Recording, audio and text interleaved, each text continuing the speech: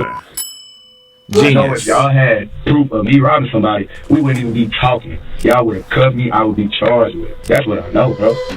In January of 2020, DaBaby, aka Jonathan Kirk, was supposed to be playing a show at a nightclub in Miami. But when the owner paid him only $20 out of the $30,000 he owed him, things got out of hand fast. The victim alleged that Kirk punched him in the face multiple times before he was attacked by more of Kirk's crew. He was beaten up and knocked to the ground before being robbed for his phone, his credit card, and $80 cash. The only footage of the event was this piece of obscured CCTV footage. Kirk fled the scene in a black SUV before returning to the hotel a few hours later, only to be met by both of the victims and a team of police waiting to arrest him. He was escorted to the police station and told he was only there as part of an investigation. We just gotta do our investigation, that's it. But as it would turn out, the investigation wouldn't be that simple. And unfortunately for the cops, Kirk spent his hour in the interrogation room displaying exactly what to do in this situation, and making the cops' lives as difficult as he possibly could. What's your full name? Come on. So, what you want to get for you? This is just plan. Just put your name, date of birth, and all that stuff. Immediately, it's obvious that this isn't going to be an easy one for the detectives. Kirk starts off by refusing to answer any of the officer's questions, even just regarding his own name. He's already been read his Miranda rights informing him that he has the right to remain silent, so it seems as though he's choosing to do just that. Interestingly, however, he is choosing to waive his right to a lawyer, and let's be honest here, it's not because he can't afford it. The best course of action if you're ever put in this scenario is to stay silent and ask for a lawyer. But this time, Kirk is confident that he'll be able to wriggle out of this himself, as long as he chooses his words carefully. The incident occurred at the hotel, 1500 Southwest First Avenue. Then you were there, correct? What incident? An incident. You had an altercation with somebody? No. You didn't. Did you have a business dealing with somebody? No. You didn't. No. So somebody didn't bring you $20,000 in front of the hotel in your SUV? No. Somebody bring $20,000 that wasn't there and lied to them and told them it was for an event of theirs on the 31st. And lied to them. That person, once he realized they were doing bad business, said nah and left for his $20,000. Okay, so you didn't count it? And got my contact information to do business the right way. That's what happened. Around what time was this, sir? I don't know. Every time they told you. Every time the camera showed me not robbing no damn body. He's claiming that he had nothing to do with anything that happened outside. His story is somewhat unclear, but he's essentially saying that his manager was talking with an event promoter about playing at a nightclub called Cafe Iguana Pines. But it turns out the money that they were offering was stolen, and the promoter was acting strange during the deal. So instead of taking it and going through with it anyway, he told them to get their act together and left without an argument. This, of course, does not explain the altercation outside that was clearly caught on camera, but with the footage unclear and no witnesses nearby to identify the assailants, as long as Kirk sticks to his story, theoretically, things should be perfectly fine. Common sense. You know what I made to even be down here? A promoter booked me at that hotel. I didn't pay to be at the hotel. That was paid for. You let me on my room, you would have saw close to $250,000 cash legally hard-earned money. I don't got to take nothing from nobody, bro. Let me ask you this. I will go outside here right now and throw $10,000 in the air. Like, I do not care about no money. I don't. Was there an argument? No, it was an argument. I didn't argue with a soul. My voice was never raised. There was never aggressive language from me. None of that. Was there a fight? None of that. No, I ain't seen no fight. And nothing's taken. We shouldn't be in no robbery, bro. So when y'all get done doing what y'all doing, y'all need to do y'all job. Y'all need to follow y'all process. And y'all need to arrest whoever gave y'all these false allegations, bro. This is bullshit. While it may just look like Kirk is flexing his rapper money here, this is actually a very good point for him to bring up in this situation. If he's doing random $30,000 deals on a weekday and paying for hundreds of thousands of people per month, what does he need $80 and an iPhone for? The further he can place himself from this event, both literally and figuratively, the better. From Kirk's point of view, he was nowhere near that crime. He had no reason to commit that crime, and he has sound and reasonable explanation for his whereabouts at the time. However, from the going crazy in the courtroom, ain't he? In the interrogation, going crazy, ain't he? A crime was committed, and Kirk's vehicle was right there as it happened. So they need to try and extract the information needed to piece his day together to come up with a story that Kirk cannot argue with. That forces him into a confession.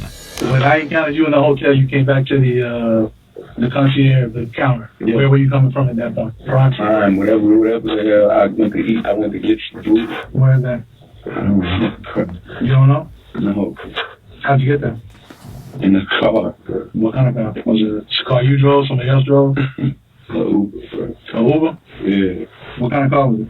Small car, SUV, truck, what? I don't know. Let's talk about what matters. Let's talk about what y'all need to get me about this stuff. When I'm driving in the car, when I went to go eat, what time I went, that don't have nothing to do with the fact I ain't robbed it down. So, me, nobody around me, ain't nobody robbing nobody. Let's take the word robbery out of the picture. So while we here, we taking the word robbery out of the picture, y'all. So y'all are robbery detectives. This is robbery unit. That's the second word he said. That's the second word he said when he came here. Robbery. Come on, bro. Okay, listen. He told me he asked a question to me about a robbery when I walked in my hotel. Robbery. I had every answer to the question you needed right there. Whoa, that ain't it. That's false. Okay, throw that out the window. We talking about robbery, bro. It's nothing for me to talk about. I didn't rob. So do you think that we just woke up this morning and decided to just... I think y'all got a phone call from somebody that's already a liar. I know they're a liar. Got a phone call from somebody that's a liar and y'all bought it. Y'all believe it. Hey, that boy a D1 manipulator, because he probably did it. D1 manipulator. Hey, DaBaby, I applaud you. Shake my hand through the screen. Shake my hand through the screen. Just when you see this, just hit that. You know what I'm saying, bro? D1 manipulator, bro. You getting through that? He wasn't trying to go at. What? He said a story that y'all bought. I think somebody called y'all. He tried to be cool with him at the same time. It's the story somebody called y'all for. And y'all bought it. And y'all believed it. Hey, hit that. Y'all believed it. D1. High major. About me outside the hotel in handcuffs, cameras and shit all on me. Come on, bro. This shit is bad for what I got going on. And I ain't even do shit for that, man. Even without a lawyer present, Kirk knows exactly what to do. He currently has the upper hand in this interrogation and needs to keep it that way. The cops are searching for anything that puts Kirk at the scene of the crime, but by redirecting the conversation away from that, back to what he thinks is actually important, there's no realistic way that they'll be able to get what they need. But even though he's winning, it's still worth noting how strange it is that he's not asking for a lawyer. Kirk obviously knows exactly what to do in an interrogation and has clearly spent time learning what to do. If that's true, he should also know that there's next to no scenarios where lawyering up will harm his case. But whether it's an ego thing or just a lapse in his thinking, Kirk is definitely still winning this interrogation. But he's about to start absolutely dominating. We're talking about criminals. I'm talking about dominating. It's legally binding. It's legally binding. Everything I do, you have to sign a contract. You got to sign a contract. Okay, it's a contract right now. The whole incident happened and nothing went wrong. Nothing happened. There was not to my knowledge. There was no fight. There was no scuffle. There was no. I ain't fight nobody. I ain't fight nobody. But y'all know it's too much. You gotta hear his words. I ain't fight nobody. I ain't fighting nobody. You get what I'm saying? That's why y'all gotta move backwards like that, bro. Like you're saying that they're lies, but you don't know what we have. We don't have. Okay. I know if y'all had proof of me robbing somebody, we wouldn't even be talking. Y'all would have cuffed me. I would be charged.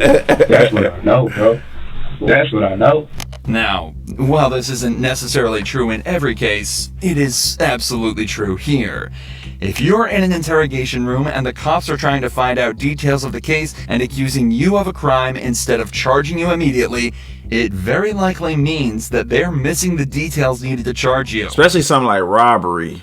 Especially something like a robbery. Like, that's a smaller crime, depending on what type of robbery it is. But this type of robbery is a smaller crime than like other crimes. Like, bro, they not trying to piece together a whole investigation for real. They trying to piece together. If they do a robbery, I mean, they know you robbed it. They finna arrest you. They ain't trying to piece you into nothing. You know, they trying to piece him in right now. In the vast majority of cases, an interrogation is only done to extract a confession when they don't have enough evidence to easily convict you otherwise. There are a few other niche scenarios, such as trying to figure out why you committed a crime, but it's often very easy to distinguish why exactly you're there based on what you know about the event and what questions they're asking. If the cops know that you're guilty and have irrefutable evidence, cooperation has a lot of merit. But if they can't prove you did what they say you did, stay silent and ask for a lawyer, especially if you're innocent. I ain't no fool. Your side of the story. My side of the story, I ain't done that. I don't have a side of the story. I ain't done nothing to nobody. So that's what and before something could be done to me, happened, right? and before something could be done to me, I realized I was dealing with bad business, and I. Why do you say it was bad business? What? Why do you say it was bad I business? already told y'all that you want to wind this. You want to wind it? Bro. He say you want to rewind this? My story not gonna come out different no matter how many times I say it, bro. It's not, bro. It's right here. So you press stop and rewind and play. Hey, that boy going crazy, and they can't even. They just looking like they know there's nothing they can do right now. I said it was bad. There's nothing they can do. There's nothing blowing my phone up. I'll say how he needed my help for his event. He already was in deep water because he's already doing, and I see why, he's already doing bad business. You see what I'm saying? He has an event that wasn't going to go as planned. He needed me to make up for that. He needed me to cover his ass, so he brought in another person, lied to him, swindled him. He thinking he coming to book me for a whole different event, and they tricking him, got him paying me to come do a walkthrough tonight. Come on, bro. He niggas full of shit. And matter of fact, check them cameras. Y'all got crime scene investigation unit out there, check the cameras. See him meet up with somebody else in the lobby. Ask him, hey, who's that? Ask him. Follow up on what I'm telling y'all. That's what we're trying to At the end of the day, I would expect people to act on common sense anyway. The cops have realized that they're definitely not getting anything out of him for now. He's told his side of the story and made it clear that it won't be changing, no matter what they say. So, as is the protocol here, the detectives decide to leave the room and spend some time outside trying to come up with their next move. This is also often done as it gives the suspect time alone in the room to sit and build up anxiety. In many cases, it can actually be the difference between breaking through a suspect or not. But in this case, Kirk literally just shut his eyes and went to sleep. This dude really does not care.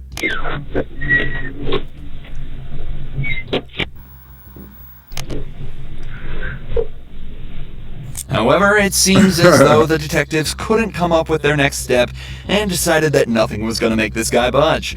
The next time a detective returned, it was regarding the security of Kirk's belongings that had been left in his hotel room. Even though he hasn't been convicted yet, he was still the prime suspect of this investigation, so he'd be spending some time in jail while they figured out what to do and gathered all the evidence they could. So they just had to figure out what to do with his stuff while he was locked up. But obviously, Kirk refused to let them touch his stuff and just let the hotel deal with it. Kirk was facing a possible sentence of up to 15 years in prison plus a $10,000 fine, plus any charges they could slap him with for the battery. That's only if they could gather enough evidence, though. Evidence they absolutely were not getting from Kirk, or the blocked security footage that was the only evidence the crime even took place. So just after 48 hours in jail, DaBaby was released and sent on his way. Just 2 months later, all charges were dropped, and he remained a free man. Okay. That's how you go in there and cook. That's how you go in there and cook. That's how you go. I ain't gonna lie, DaBaby got a lot of flawless victories in this. I ain't gonna lie. He got a lot of W's he should be proud of in his career on and off the court. I ain't gonna lie. I'm a fault with. Let's take a nap, sipping on my cup, slide in the traffic, riding in traffic, waiting on the traffic.